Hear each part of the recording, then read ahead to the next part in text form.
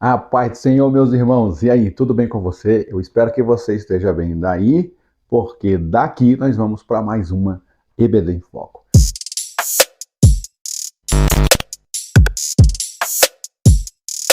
Pois bem, meus queridos irmãos, vamos já aqui para a lição de número 11.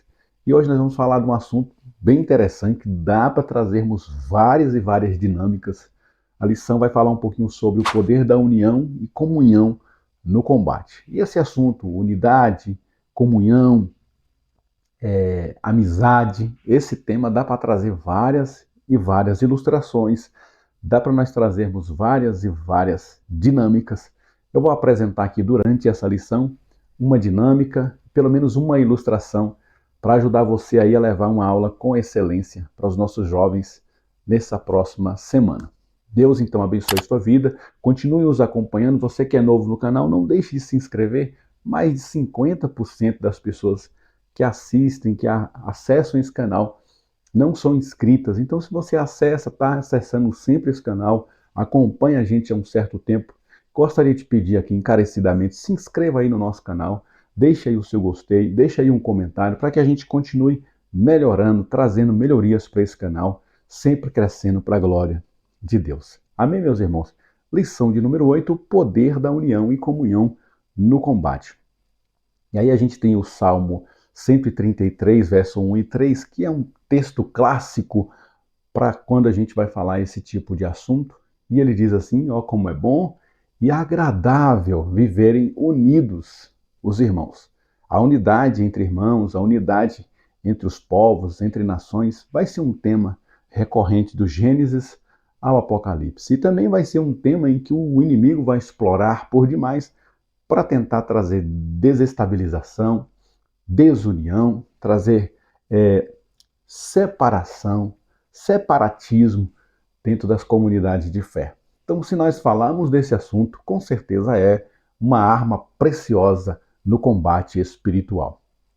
Versículo 2 diz: é como o óleo precioso sobre a cabeça, o qual desce para a barba de Arão, e desce para a gola de suas vestes. É como o orvalho do Hermon, que desce sobre os montes de Sião. Ele está fazendo duas comparações aqui. Está trazendo a presença do sumo sacerdote na figura do sumo sacerdote Arão, que representa aqui todos os sacerdotes, todos os líderes. E esse óleo precioso é a presença do Espírito Santo, que vai cobrindo do alto da cabeça até a planta dos pés. Todas as partes do corpo são envolvidas com essa presença quando nós estamos falando de unidade. O Espírito Santo, então, ele pode tomar todos os espaços na nossa vida e no ambiente em que a gente está. E o que, que acontece? Ele traz uma outra imagem. O Monte Hermon. Alguns estudiosos dizem que esse monte ele tem uma certa habilidade ali, uma certa característica de produzir um certo orvalho, e esse orvalho vai tomando conta desse monte na sua parte superior, e esse orvalho vai se formando pequenas gotas d'água, gotículas de água, que vão se formando cada vez em porções maiores e vão descendo ao pé do monte, até lá no pé do monte se formar ali um rio, um riacho, que dali as pessoas podem absorver toda a essência da água, a vida estará na presença da água. Então, simboliza prosperidade, simboliza a presença de Deus, a bênção de Deus. A bênção de Deus está onde a comunhão opera, onde os homens estão operando em comunhão e unidade, Deus com certeza vai estar operando. Aonde a unidade impera e reina, o Espírito Santo terá liberdade para trabalhar. E ali ele conclui o Salmo dizendo: ali, nesse ambiente, ali nesse propósito, ali nessa qualidade de unidade, de foco, de comprometimento uns com os outros, ali, é nesse ambiente que o Senhor ordena a bênção e a vida para sempre. Deixa Deus ministrar no teu coração. Nós trabalhamos com jovens, eu já trabalhei como líder de jovens, como professor de jovens, como professor de adolescentes, como líder de adolescentes, e hoje eu sou pastor de igreja. E hoje eu tenho essa missão como pastor de liderar não só os jovens, mas também liderar líderes e colocar líderes à frente de jovens. E a gente percebe, irmãos, que essa fase é uma fase abençoada para se criar panelas, para se criar grupos, para se criar guetos, né? É, grupos de preferência. Aí chega uma pessoa nova, há uma certa resistência dependendo do grupo, com a novidade, com alguém que chegou de fora, com alguém que se destaca, há essa dificuldade.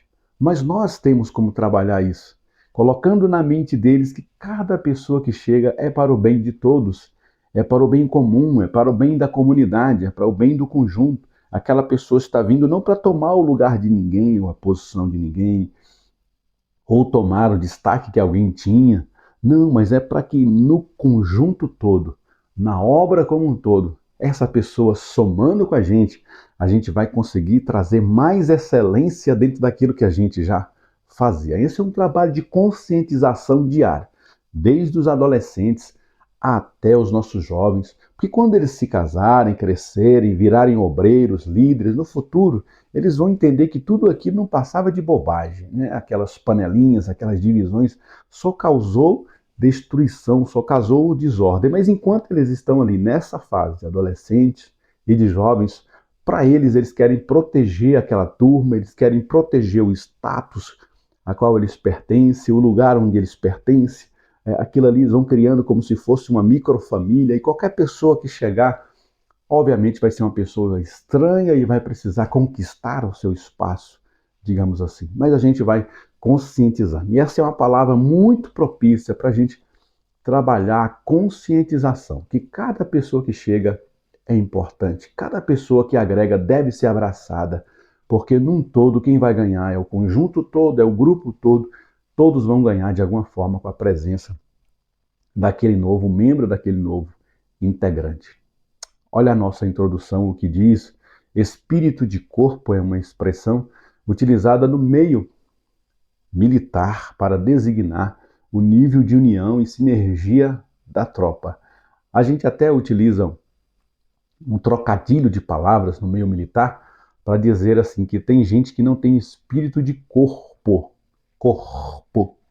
mas tem espírito de porco, ou seja, aquela pessoa que não agrega, é aquela pessoa que não soma, é aquela pessoa que só traz desunião. Onde ela está, parece que todo mundo se separa.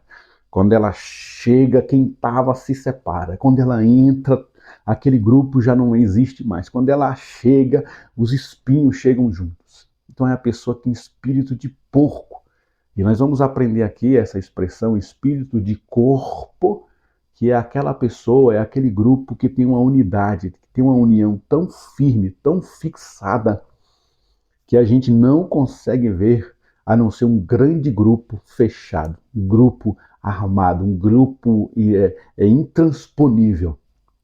E um grupo assim, obviamente, vai alcançar voos maiores, vai alcançar objetivos maiores, porque esse é o poder da unidade. Glórias a Deus. E na batalha espiritual, utilizamos os termos união e comunhão, que de certa maneira possuem o mesmo sentido. Mas em grandeza é mais excelente, pois batalhamos em prol do reino de Deus. Então, quando nós falamos do reino dos céus, do reino de Deus, nós não podemos, então, admitir qualquer aspecto da falta de unidade, da falta de união. Pois todos nós estamos trabalhando em prol de um reino que não é nosso, é o reino de Deus. Então, por isso que há de se inculcar na cabeça dos nossos alunos que nós não estamos lutando em prol de um reino próprio. Não é somente o nosso grupo, a nossa igreja, o nosso grupo de jovens, o nosso grupo de adolescentes, ou a nossa igreja local. O reino de Deus é muito maior. O reino de Deus fala de coisas muito maiores que não podem parar em nós, mas que contam conosco para se expandir. E quanto mais unidade houver em nós, mais ele vai se expandir. Mais as pessoas vão ver em nós essa unidade e vão se agregar a nós. Eu imagino sempre da seguinte forma: é como se o nosso Deus ele fosse um pai que vai matricular o seu filho numa escola. Pensa comigo que você vai procurar uma escola para o seu filho. Diga para mim, você colocaria o seu filho em um lugar em que você sabe que aquele lugar é tóxico, em uma escola em que há histórico de pedofilia lá naquela escola, há histórico de violência naquela escola, que você ouviu falar que naquela escola houve incidentes ali de violação dos direitos da criança e do adolescente. Diga para mim, você colocaria o seu filho lá nessa escola? Pelo contrário, eu particularmente sou assim. Quando eu vou trocar as minhas filhas de escola, eu coloco elas numa escola onde eu consiga pagar e eu vou exigir da escola alguns aspectos. Eu vou olhar a estrutura da escola, vou olhar a qualidade da sala, eu vou olhar quantos alunos tem na sala, eu vou olhar toda a estrutura daquele ambiente, porque eu vou colocar as minhas filhas num lugar onde elas vão estudar uma metade de um período, uma manhã inteira ou uma tarde inteira passando com pessoas estranhas que eu não conheço. Então eu preciso analisar quem eu estou colocando as minhas filhas para serem tomadas de conta naquele período em que elas não estão sob a minha tutela, vão estar sob a tutela da escola. Assim também eu imagino que é a mesma coisa o nosso Deus. O nosso Deus está salvando pessoas por aí. O Espírito de Deus continua trabalhando, libertando homens e mulheres, através do evangelismo, através das orações, através das pregações, através do testemunho na igreja. Muitas pessoas estão sendo somadas à igreja do Senhor. Muitas vidas estão vindo, muitos jovens estão vindo para as igrejas. E aonde é que o Senhor vai colocar, como um pai que ama, esse novo membro, esse filho que está vindo? Imagina comigo, vai ser numa igreja desorganizada, desunida, desatenta. Vai colocar um jovem, uma família vai vir, pai, mãe e 2 jovens, para fazer parte dessa igreja. E aí esses 2 jovens vão fazer parte de um grupo que tem panelinha, desunião, discórdia, contenda, onde o líder puxa para um lado, os liderados puxam para outro, onde o pastor fala uma coisa, o líder fala outra e o grupo fala outra. Você acha que Deus vai permitir os seus filhos amados irem para um lugar como esse? Não, com certeza não. Deus, antes de fazer isso, ele vai trabalhar nesse lugar, para que esse lugar seja melhor, para quando ele separar um próximo filho, esse filho ir para lá. Porque esses aqui que ele está separando, ele vai direcionar para uma outra localidade. Então reflita isso, se não vale a pena você cultivar um ambiente agradável, um ambiente de harmonia. Os próprios jovens, quando eles começam a ter essa visão do reino, essa visão espiritual, eles vão agregar mais gente, eles vão fazer questão de chamar mais gente. Eles vão fazer questão de somar, de chamar, de trazer visitantes, de vir para o culto, de trazer pessoas para o culto, porque eles veem que vale a pena, ali é uma grande família. Agora imagina num lugar que é fechado. Você acha que alguém vai vir para o nosso meio ou alguém vai ter coragem de trazer outra pessoa para um ambiente que eles sabem que é fechado, que eles sabem que tem panelinha, que eles sabem que tem uns rachas ali dentro? Com certeza não. Eu não levaria um amigo meu para uma igreja que eu sei, que eu conheço o histórico dela, que é prejudicial à unidade. E assim também é o nosso Deus, e assim também nós devemos proceder. Amém, meus irmãos? E nosso tópico de número 1 diz assim, a igreja em unidade. Unidade é muito mais que uma simples união, um conjunto ou um grupo, mas é um chamado para agir com uma só e mesma essência, assim como o Pai e o Filho são. João 17, 21. Eu coloquei aí, vou até deixar escrito no slide para a gente não esquecer, essa dinâmica que dá para a gente fazer. É uma dinâmica muito simples. O Senhor, enquanto eu estava estudando, me fez lembrar que existe essa dinâmica para ser feita. É uma ilustração que a gente pode transformar em uma dinâmica. Você vai precisar de algumas batatas, vai ao mercado ou no verdurão, compra umas 5 batatas. Você vai comprar ali 5 de tamanhos diferentes, uma um pouco maior, uma um pouco menor, uma assim mais esticada, uma mais redondinha. Compra ali umas 5, 6 batatas e coloca num saco, ok? Pronto. Você vai comprar mais umas 2, 3, você vai levar para casa e vai fazer um purê de batatas. E aí você vai levar para o dia da sua aula esse saco com batatas e essa vasilha com um purê de batatas, que é a batata quando é batida toda no liquidificador e vira só aquela massa uniforme de batatas. E você vai explicar para eles essa diferença. Que um grupo de batatas juntos, cada uma tem um tamanho, cada uma tem uma diferença, cada uma tem uma textura, cada uma tem uma proporção. Tem umas que têm algumas feridas, algumas são maiores, algumas são menores. E a gente colocou no mesmo saco. E quando a gente olha para aquele saco, aquele monte de batata, você pode colocar aqui na sua mão várias batatas e você vai dizer para eles, olha só a diferença entre uma e outra. Dá para ver a diferença, é nítido. A olho nu você percebe a diferença entre as batatas. Aí você vai dizer assim, mas a igreja não pode ser tratada como um saco de batatas ou como um montão de batatas dessa forma. A igreja é como se fosse um purê de batatas. E aí você vai pegar as batatas ali que foram batidas no liquidificador dentro de uma bacia e vai dizer, olha aqui, isso aqui é um purê de batatas. O que é um purê de batatas? É quando a gente pega essas batatas do tamanhos diferentes, coloca elas no liquidificador, bate elas até elas formarem uma massa uniforme. É assim que Deus quer que nós sejamos. Essa massa em que não há um melhor, não há um maior, não há um que é menos crente, outro que é mais crente. Todos somos um no Senhor. O Senhor, quando olha para a igreja, ele olha para esse purê de batatas. Uma massa orgânica, uma massa única. Ele não vê essas diferenças entre nós. Essas diferenças entre nós, elas têm a tendência de criarem os grupos, né? O grupo das batatas menores, o grupo das batatas maiores, o grupo das batatas feridas, que são machucadas e que não querem somar com as batatas sadias.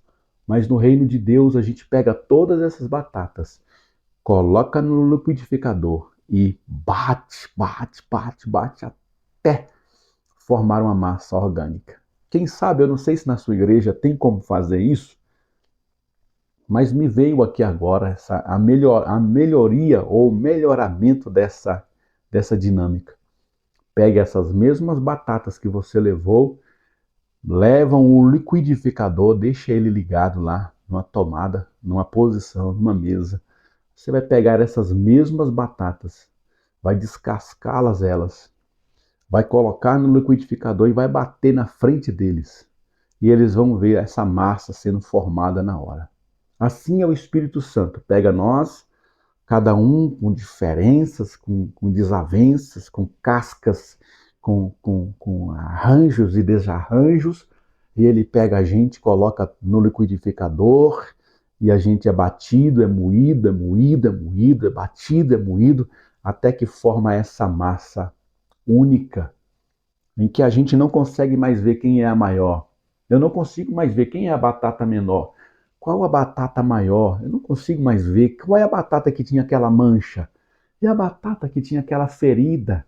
E aquela batata que era tão murcha, já estava murchando, velhinha. Nossa, mas tinha uma batata que era muito grande.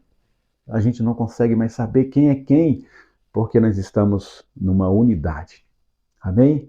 Então nós precisamos mostrar em loco para eles essa diferença e mostrar para eles a necessidade de que nós temos diferenças enquanto pessoas, mas enquanto igreja, enquanto corpo de Cristo, enquanto grupo de jovens, nós somos um no Senhor. Amém, meus irmãos? E a gente vai então levar essa ilustração para levantar aí esse tópico de número 1. E o 1.1 diz assim: conhecendo Deus a partir do próximo. O tema da união e do amor ao próximo é tão importante na Bíblia que o apóstolo João afirma que aquele que não ama seu irmão não ama a Deus.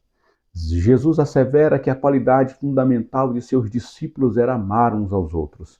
O amor de Deus, do grego ágape, não é simplesmente um sentimento, mas sim uma atitude de bondade, benignidade e entrega em prol do outro. Por isso, algumas vezes é traduzido por caridade.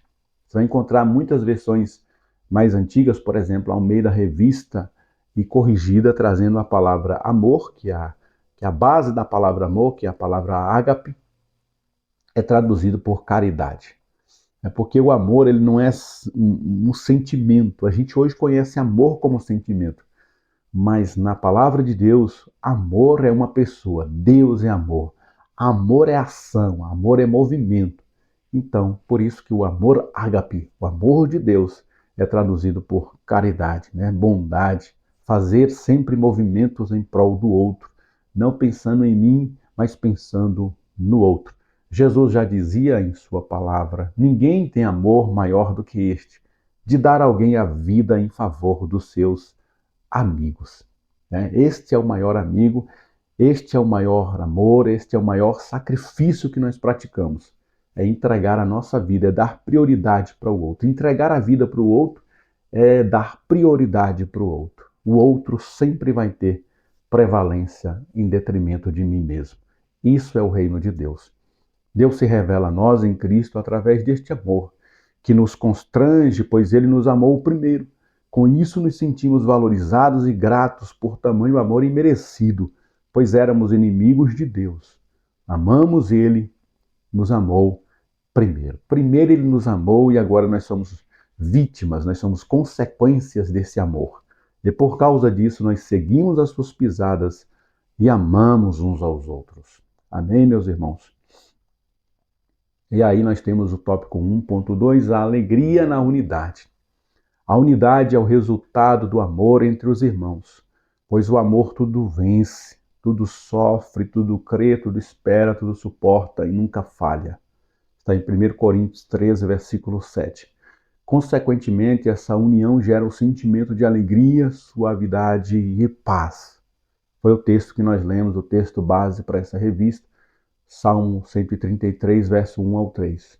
Nos sentimos acolhidos quando partilhamos da comunhão com os irmãos e com Deus.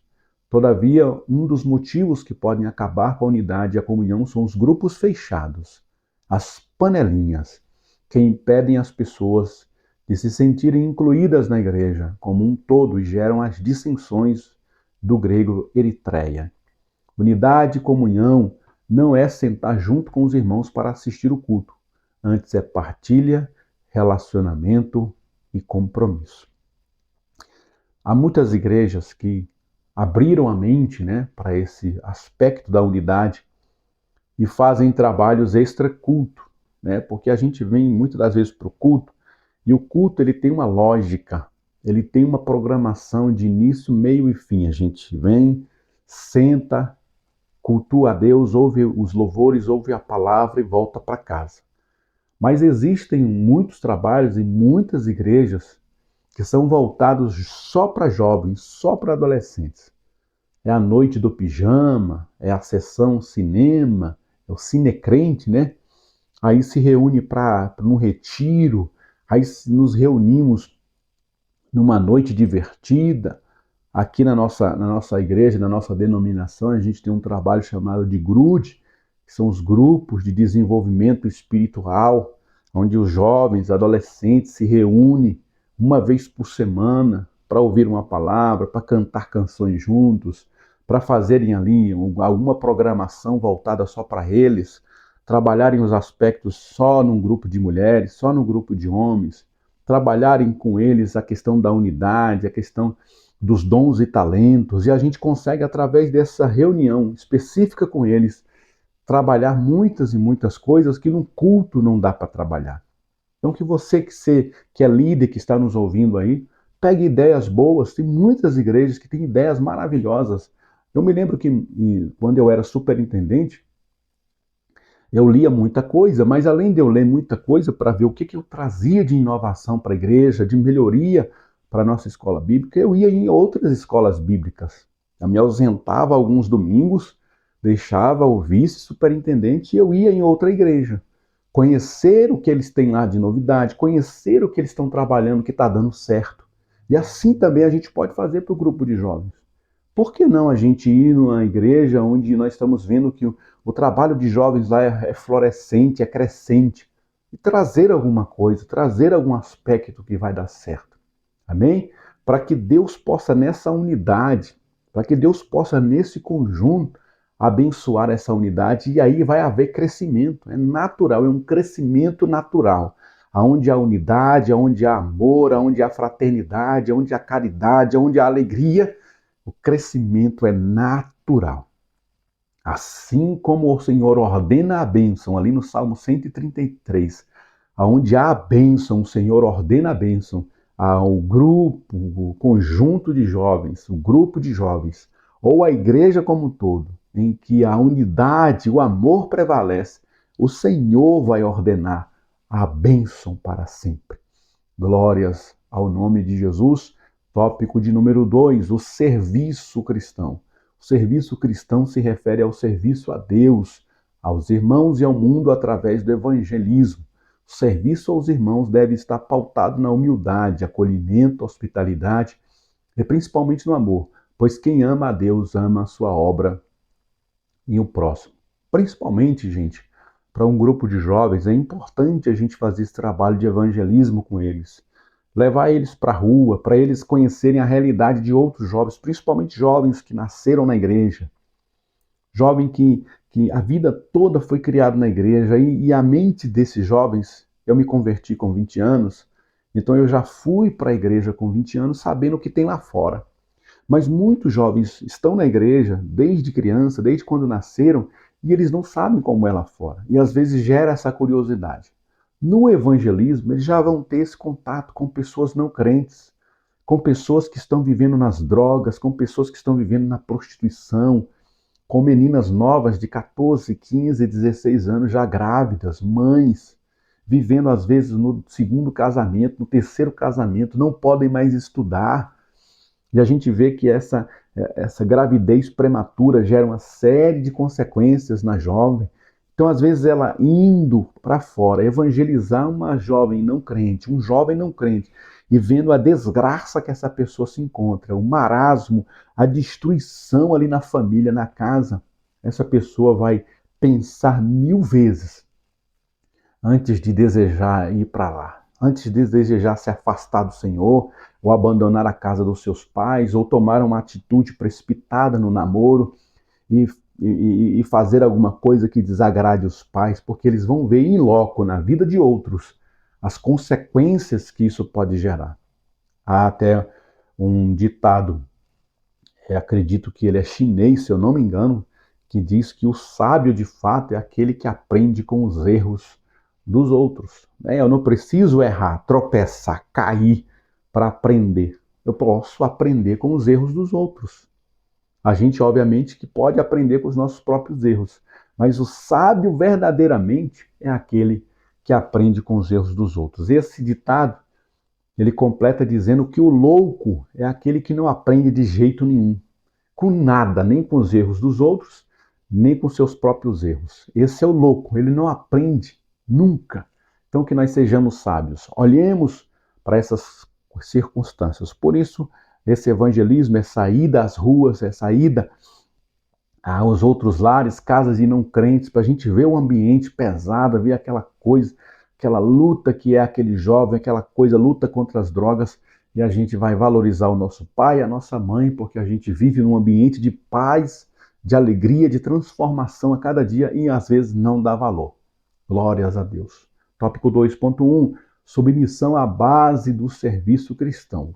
Quando aceitamos a Cristo como único e suficiente Salvador e nos decidimos publicamente a viver uma vida pautada em seus preceitos através da descida às águas batismais, entramos consequentemente no rol de membros em uma igreja local.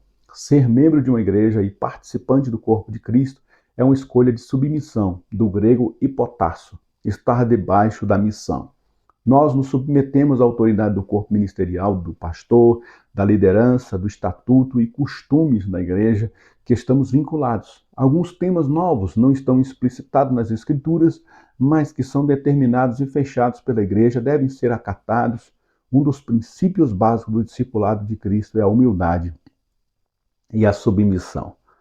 A gente encontra, não sei se você já reparou, você pega um jovem de 18 anos, 17 anos, até menos, 15 anos.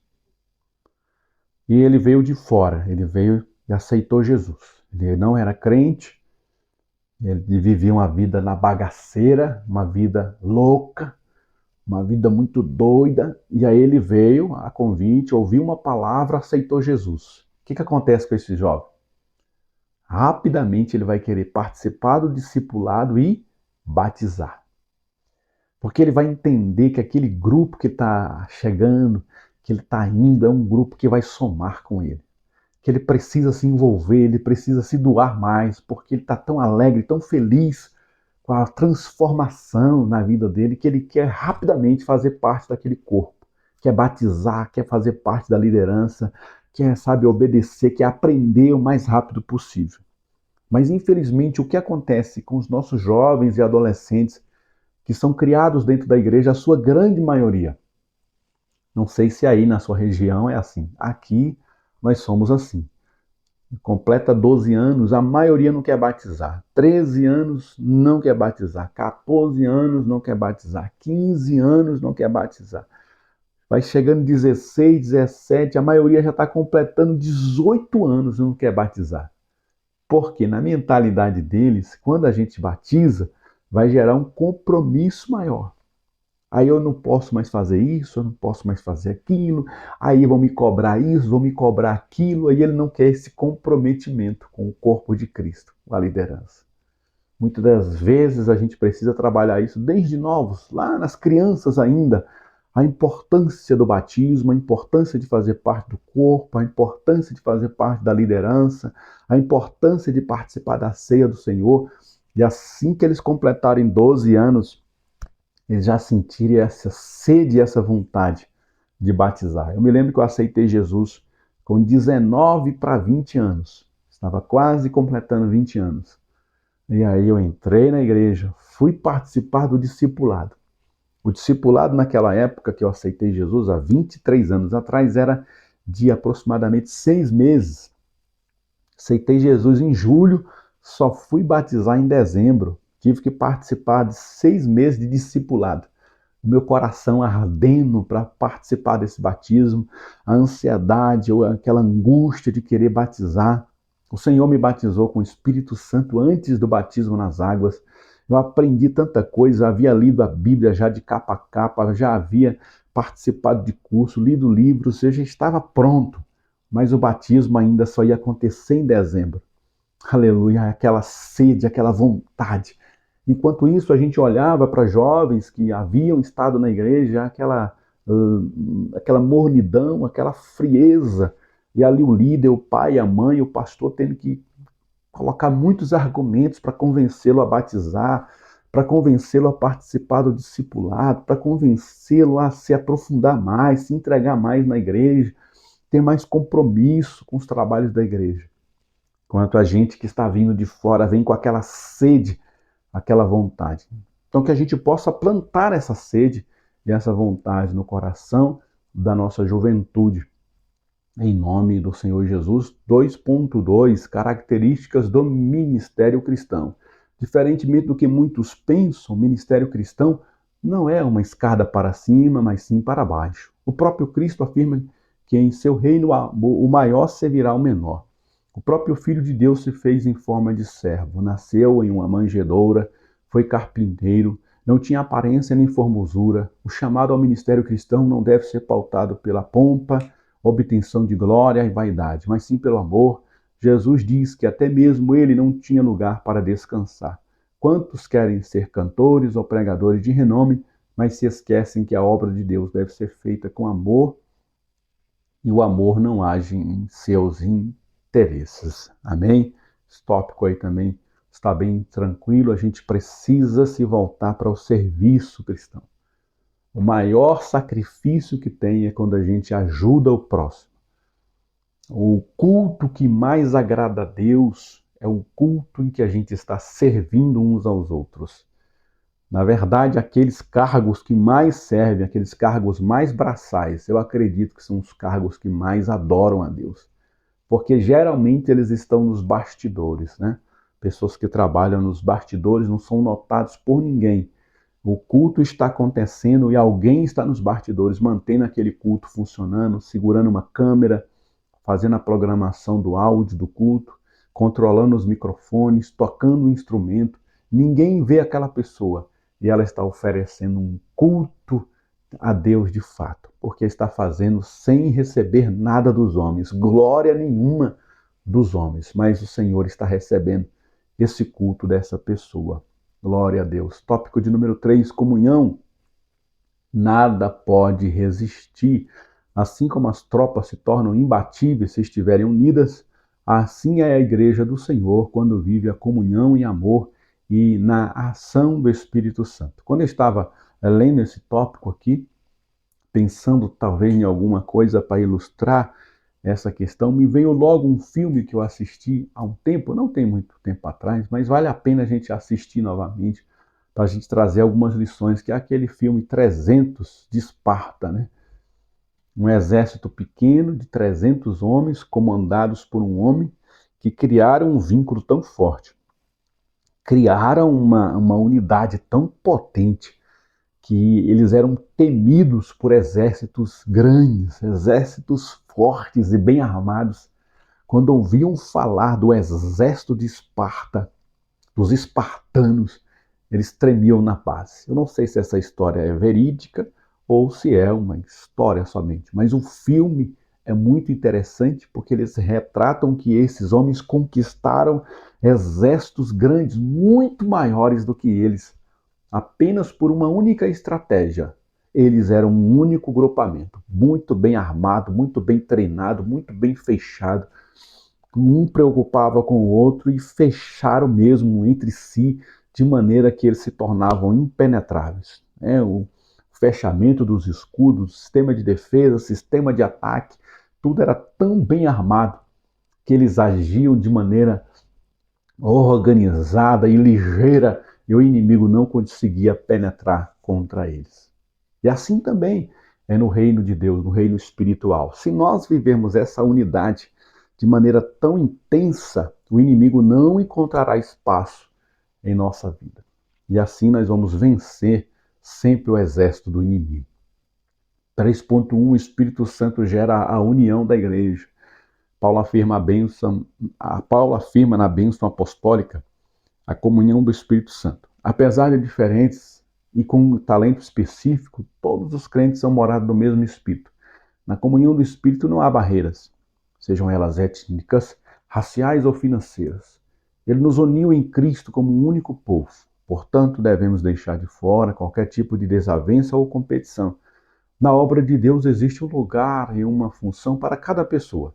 Ninguém é mais ou menos importante do que o outro, pois assim como no corpo humano, nenhum membro deve se achar desprestigiado. Todos têm o seu valor. Amém? E aí nós aprendemos ali no Salmo 133 que o óleo que vai descendo sobre a cabeça, sobre a barba, sobre as vestes, sobre a gola das vestimentas do sumo sacerdote, ela simboliza a presença do Espírito Santo na unidade. Então, aonde a unidade acontece, o Espírito Santo vem e preenche todos os espaços. Então, gerando todos os espaços, todo mundo vai ter importância. No lugar onde as pessoas são excluídas, irmão, pode ter certeza que o Espírito Santo está triste com esse lugar. No lugar onde há panelas, há desavenças, e é comum haverem, é até natural que ocorram.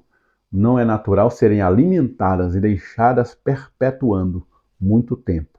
Surgiu um trabalho em que ele está sendo fomentado, uma panela ali, um grupo se separando, separatistas, ele deve ser desfeito o mais rápido possível para a gente poder voltar à unidade central do amor de Deus. 3.2, a igreja no poder do Espírito. Uma igreja unida onde a comunhão do Espírito Santo encontra sua vocação e chamado. As construções na antiguidade eram diferentemente de hoje, construídas com pedras. As pedras se diferem dos tijolos, que são idênticos uns dos outros. As pedras precisam ser encaixadas no lugar que se adequem. Assim, o cristão na obra ele deve se encaixar de acordo com o seu chamado, talento e ministério. É por isso que Pedro nos chama de pedras vivas de casa espiritual. Encontrar o seu chamado e propósito na obra de Deus é encontrar vida. Uma igreja que entende o seu propósito é uma potência nas mãos do Senhor.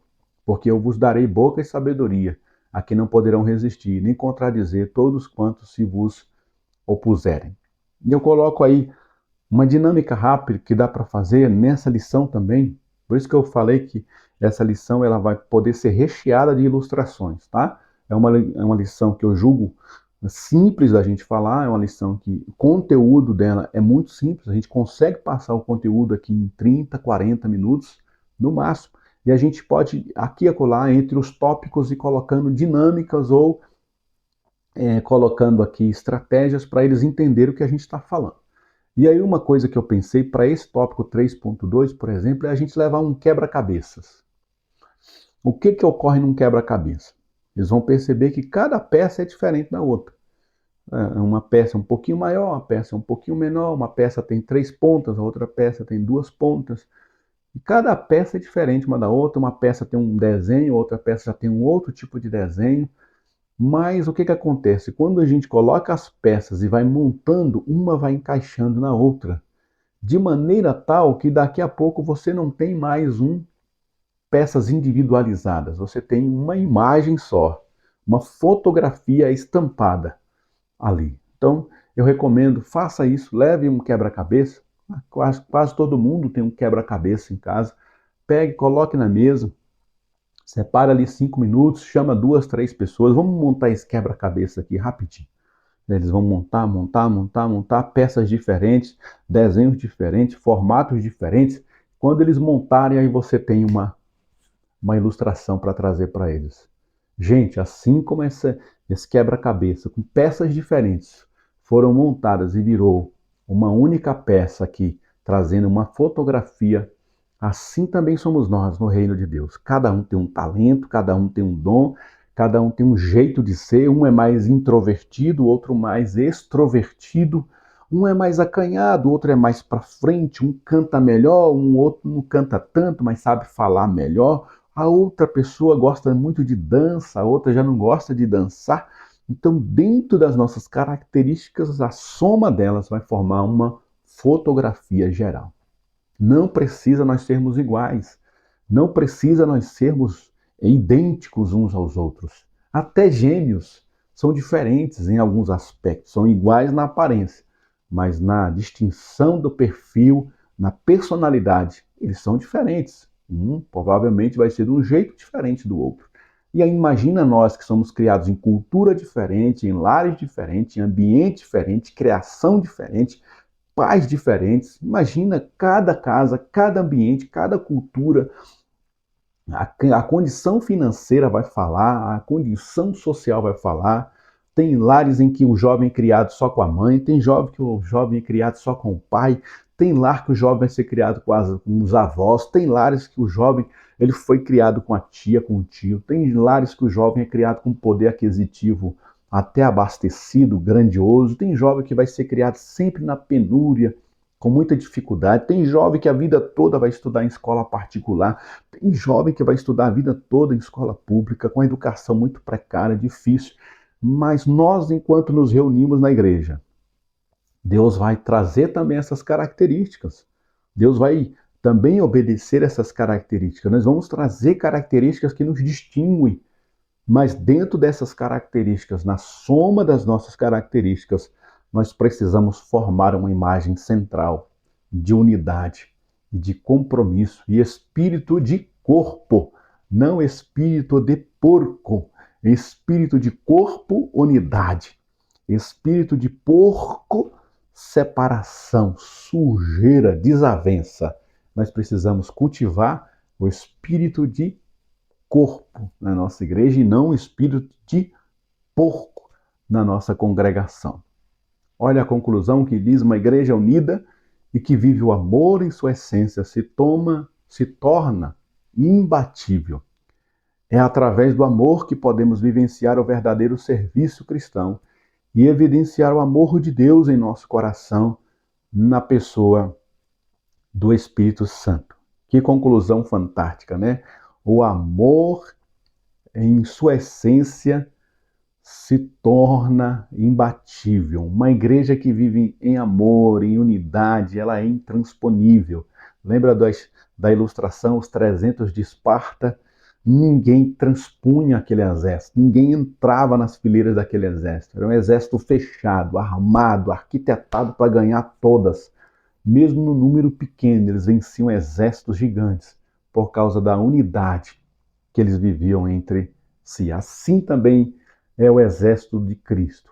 É uma igreja, é uma comunidade, é um grupo de jovens que vivem em unidade. Deus vai operar coisas grandes. Vocês podem saber, gente, se o grupo de jovens, mesmo que tenha só 5, se eles começarem a viver isso, a andar em unidade, rapidamente esses 5 vai virar 10, esses 10 vai virar 15, esses 15 vai virar 20, esses 20 vai virar 30, que vai virar 50. Daqui a pouco vai ser um grupo tão grande que o pastor vai ter trabalho para construir uma igreja maior, para abrigar tanta gente bonita servindo a Deus em unidade. Amém? E essa é a vontade de Deus, é levar os filhos dele para onde a unidade está reinando. Glórias ao nome do Senhor. Se você gostou aí desses slides, precisa do slide, me manda um oi para heraldeiras@gmail.com, me peça esses slides que eu vou te disponibilizar, especifica lá se é dos jovens, que aí eu mando para você essa lição aí dos jovens para que você possa estudar e usar esses slides caso ache oportuno, pode fazer aí as alterações que achar e que julgar necessárias para você passar aí para a sua turma. Amém?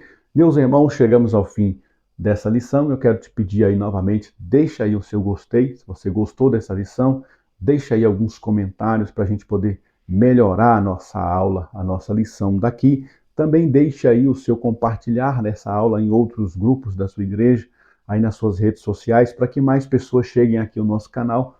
Nós estamos na reta final para alcançar os 1000 inscritos. Então, se você acompanha o nosso canal e não se inscreveu ainda, eu quero te pedir esse favor, se inscreve aqui no nosso canal para que você possa receber as notificações sempre que a gente gravar, não só a revista de jovens, a gente também grava a revista dos adultos, de dicas para professores, dicas para superintendentes, resumos de livros, a gente está sempre lançando aqui todas as semanas. Então, não deixe de se inscrever. Se você acompanha há um tempo, está vendo aqui o nosso trabalho, acompanhe o nosso trabalho se inscrevendo também nesse canal. Nos ajude a chegar essa semana ainda a 1000 inscritos. E aí nós vamos deixar um vídeo aqui, eu vou gravar um vídeo agradecendo a você que nos ajudou a chegar nessa meta espetacular. Que Deus em Cristo te abençoe. Fiquem todos na paz do Senhor. Amém.